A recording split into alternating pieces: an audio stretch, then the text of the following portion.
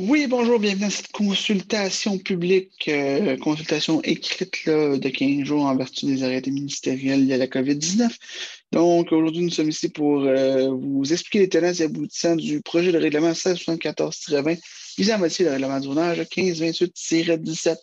Mon nom est Pierre-Marc Bruno, directeur adjoint au service de l'aménagement du territoire et du développement économique de la ville de Saint-Constant.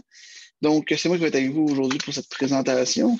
Donc, si nous débutons, le projet de règlement 1674-20 a pour but d'autoriser spécifiquement les usages institutionnels, administration municipale et régionale, musées, salles d'exposition, économisées, hautes activités culturelles, salles de réunion, centres de conférences, autres aménagements d'assemblée publique dans la zone P634, de retirer les normes d'implantation et de dimension de bâtiments dans la zone P634, d'autoriser spécifiquement certains usages commerciaux dans la zone P634, d'autoriser plus d'un bâtiment principal sur un lot dans la zone P634 et de soustraire la zone P634 de l'application de certaines dispositions des chapitres 4 et 8 du présent règlement.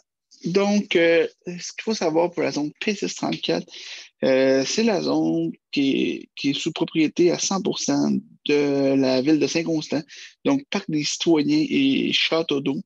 Comme vous savez, il y a des projets de mise en valeur du château d'eau qui s'en viennent, qui regrouperont un lieu de rencontre. Les terrains de soccer demeurent, le parc est réaménagé, nouveau stationnement. Bref, il y a des investissements qui s'en viennent dans ce secteur-là pour les gens du secteur des C. Et bon, il est important d'adapter la réglementation du zonage là, à la situation, c'est-à-dire des projets de mise en valeur, mais aussi une zone dont la propriété est 100% municipale. Donc, la grille de spécification P634 va changer comme suit. Comme expliqué, plus le bâtiment principal sera autorisé par terrain dans la mesure où, oui, il y a le château d'eau, mais il y a des bâtiments accessoires qui pourraient prendre place à cet endroit-là. Les sections 4.5, 4.6, 4.8 et 4.10 à 4.13 du règlement de zonage ne s'appliqueront pas. Les sections 8.2 à 8.8, 8.10 et 8.11 non plus. Comme vous dites, la municipalité veut se donner toute la flexibilité dans l'élaboration de ces projets et à titre, oui, de régulatrice au niveau de sa législation, de ses pouvoirs habilitants à décréter de la réglementation d'urbanisme, mais elle est également propriétaire et se soumet à ses propres règles. Donc, c'est sûr que dans ce cas-là, la ville se donne une plus grande flexibilité là, pour mettre de l'avant ces projets-là. Donc, les autres modifications, comme vous voulez, la suite, là, les dispositions particulières qui s'appliquent là, de 1 à 4 dans la grille. Et comme vous dites toujours, c'est dans le but de projets municipaux. Là. Donc, c'est sûr que ce projet de règlement est susceptible d'approbation référendaire.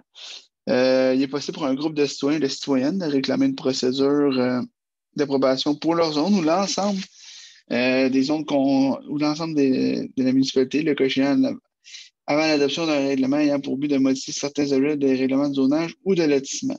Donc, dans ce cas-ci, on parle vraiment des gens des zones concernées et contiguës à la zone P634. Ce recours est réalisable en traçant à la greffière de la ville. Une demande à cet effet est signée par les personnes intéressées.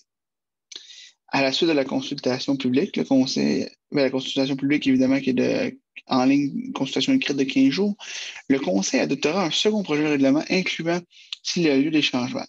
L'adoption du second projet sera suivie de la publication d'un nouvel avis sur le site Internet officiel de la Ville, indiquant, entre autres choses, l'objet des dispositions susceptibles d'approbation ou le fait qu'un résumé peut être obtenu sans frais à la Ville. Euh, quelles personnes intéressées peuvent signer une demande afin que le règlement qu'on a à la disposition visée soit suivant l'approbation de certaines personnes habiles à voter et l'endroit approximatif où sont situées les zones visées ou décrivant ou illustrant par croquis le périmètre de celle-ci. Toute demande doit être reçue à la municipalité au plus tard le 8e jour suivant celui où est publié l'avis annonçant la possibilité de faire une demande de participation à un référendum.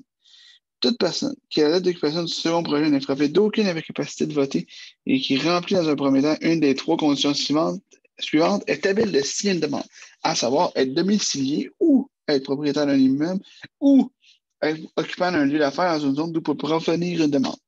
Les conditions particulières applicables à chaque catégorie de signataires sont énumérées dans l'avis public. Toute demande doit être signée obligatoirement par au moins 12 personnes intéressées de la zone d'où elle provient et par au moins la majorité d'entre elles si le nombre de personnes intéressées dans la zone n'excède pas 21.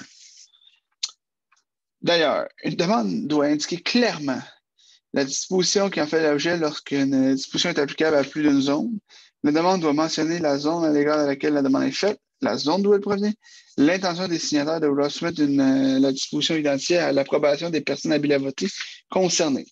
La demande doit porter la signature des personnes intéressées et en cette période-là d'urgence sanitaire, bon, il y a une validation des identités qui doit être faite là, pour le dépôt, la tenue de registre, etc.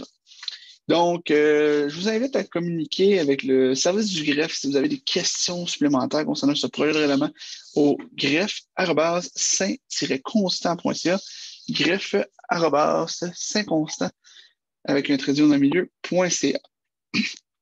Ou sinon au 450-638-2010. C'est ce qui complète la présentation pour aujourd'hui, en espérant que ces informations s'avèrent utiles à votre compréhension de ce projet de règlement. Je vous souhaite une agréable journée. Au revoir.